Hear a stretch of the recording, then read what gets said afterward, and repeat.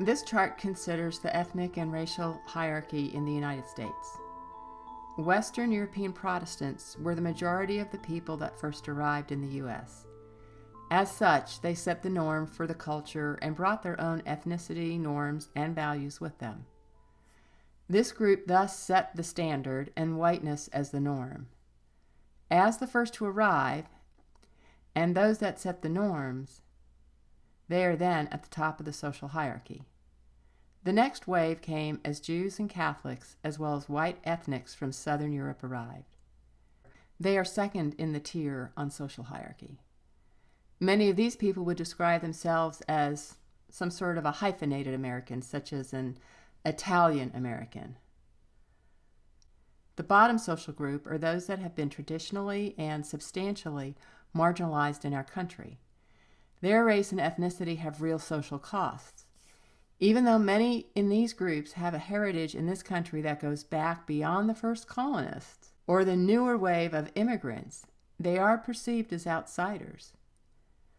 Overall, it's the whites on top and those that are non-white, regardless of how long that group has been in this country, on the bottom.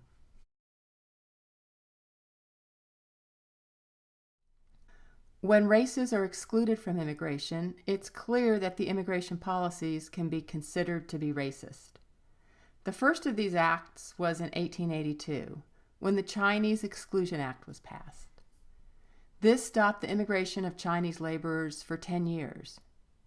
The Immigration Act of 1917 was passed, which prevented the immigration of people from Asia and deported some of the current Asian residents in the U.S.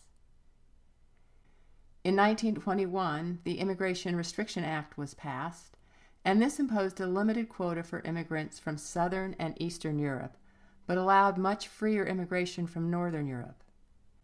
It was not until 1952 that laws were passed to lift barriers for Asian and other non-white immigrants.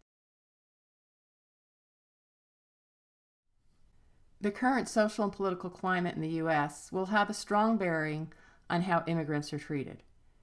Prior to 1848, much of what is now the American Southwest was Mexico. After the Mexican-American War, the Treaty of Guadalupe Hidalgo gave the land north of the Rio Grande to the United States.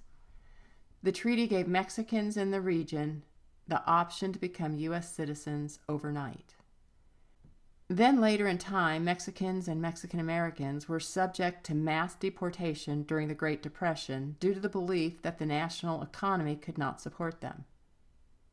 The way in which immigrants are viewed and treated changes depending on the moment in time and the current concerns that take national precedence.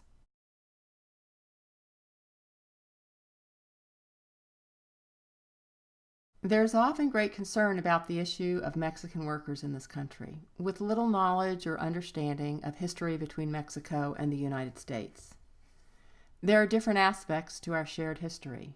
We have a history of war, and then treaty, and concessions from each side over 100 years ago.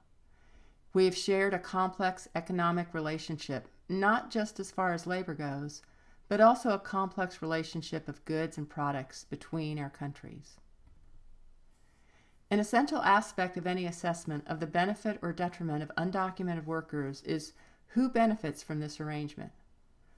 Politicians often use the undocumented worker as a scapegoat, feeding off the fears of a threatened lower and middle class. Us versus them rhetoric has been successful in obtaining votes. The media profits by feeding public fear, and pundits like Bill O'Reilly and Glenn Beck incite fears and capitalize off the ratings. Corporations receive contracts for running immigrant detention centers and supplying goods and services to Homeland Security. And the American people benefit by the filling of low-paying, unwanted jobs, which are typically ones that the general American public does not want.